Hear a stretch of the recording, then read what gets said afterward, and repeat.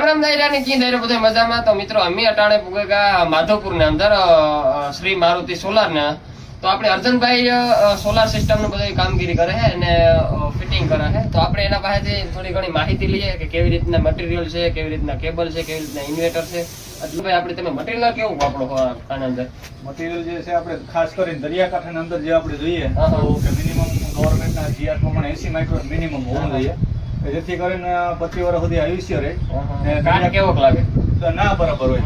આને ઉપર તમે જોવો બરાબર ચમક મારતું હોય ઉપરથી, આ ઉપરથી કોમ વધારે ચડાવેલો તમને ફિટિંગ જ આવે છે. આ બધું તમને પ્રમાણે ઉપરથી આવે છે 80 માઇક્રોન નું આવે છે. આપણે ને આપણી જાડાઈ આપણે જોઈએ બરાબર તો આપણી 80x50 નો જાડાઈ છે. 80x50 આ જે છે બરાબર આ પણ 80x50 ની આવે છે. આ બીજી રાફ્ટર જે આવે 70x50 ની આવે છે. જેથી મજબૂતાઈ વધારે રહે ને 120-30 કિલોમીટર પ્રતિ ને હવા હોય, વાવાઝોડું આવે તો આરામથી સહન કરી લે. આપણે કેબલ ની વાત કરીએ તો કેબલ ગમે? કેબલ આપણે જે તો કે આપણે 4 સ્ક્વેર mm નો વાપરીએ છીએ. અર્થિંગ નો છે તો 16 સ્ક્વેર mm વાપરીએ છીએ અને બધું પોલીકેબ નું જ આપણે વાપરીએ છીએ. અને આપણે વાત કરીએ તો સોલારિયન છે 100 છે બરાબર. તો એ પ્રમાણે અમે અમારી જે સર્વિસ અમને સારી લાગતી હોય જે તે કંપની બરાબર તો અમારા રિવ્યુ પ્રમાણે અમે વાપરીએ બરાબર. એની કોઈ ગેરંટી વોરંટી? એની 10 વર્ષની ગેરંટી આવે બરાબર. અને અત્યારે બધું સોફ્ટવેર ઉપર એ બધી વસ્તુ છે કે તમારે ઘર બેઠા બેઠા મોબાઈલ ની અંદર જ એ બધી વસ્તુ સોલ્વ થઈ જાય એમ ગમે ત્યારે.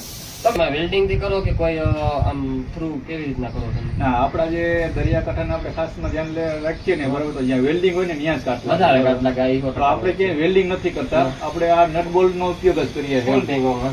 કે ટૂંકમાં ગમે ત્યારે કસ્ટમર ને ગમે ત્યારે એક્સચેન્જ કરવું હોય, કઈ ફેરફાર કરવું હોય તો ઇઝીલી થઈ શકે. જ્યાં વેલ્ડિંગ હોય બરોબર તો ત્યાંથી જ કાટ લાગવાની શરૂઆત થાય. તો એના માટે થઈને અમારે ડાયરેક્ટ કંપની ફિટિંગ જ આવે ને કંપની પ્રમાણે જ હોલ આવે બરોબર. તો એ પ્રમાણે જ આ બધી છે. આપણે જે આ બજેટ નું કેવી રીતના છે? સબસિડી માન્ય છે કે આમાં શું છે? તમે થોડી ઘણી માહિતી આપો. એમાં સબસિડી 100% માન્ય છે સરકાર દ્વારા. 70,000 સબસિડી મળે છે 3.25 કિલોવોટ સુધી બરોબર મળે. પણ એ કસ્ટમરને રોકવાનું નથી થતું, એના બદલે અમે રોકી લઈએ છીએ સિક્યુરિટી ચેક દ્વારા. એને સબસિડી બાદ કરતા જ કસ્ટમરને દેવાના થાય છે. જગ્યાએ કેવું હોય કે સસ્તું કરવા જતા હોય તો કામગીરી થોડીક નબળી થતી હોય ને ગ્રાહકને કેવું હોય કે થોડુંક સસ્તું થવું જોઈએ. તો એમાં તમારું કેવું છે કે સસ્તામાં મોંઘામાં કોઈ 5,000 હાટું થઈને છે ને મટીરિયલ તમે નબળું વાપરો તો એ નુકસાનીમાં, તો તમારું એમાં કેવું છે? એવું છે કે અત્યારે કસ્ટમરને અવેરનેસ નથી. ગવર્મેન્ટ પ્રમાણે 25 વર્ષનું એની ટૂંકમાં એક આપ્યું કે 25 વર્ષનું સુધી તમારું પરફોર્મન્સ રહે, વોરંટી સુધી રહે બરાબર. તો 25 વર્ષ સુધી એનું સ્ટ્રક્ચર છે બરાબર. તો સ્ટ્રક્ચર છે તો સ્ટ્રક્ચરમાં કોઈ વોરંટી ગેરંટી આવતી હોય બરાબર. તો આમે ક્યું સ્ટ્રક્ચર એને વાપરવું બરાબર.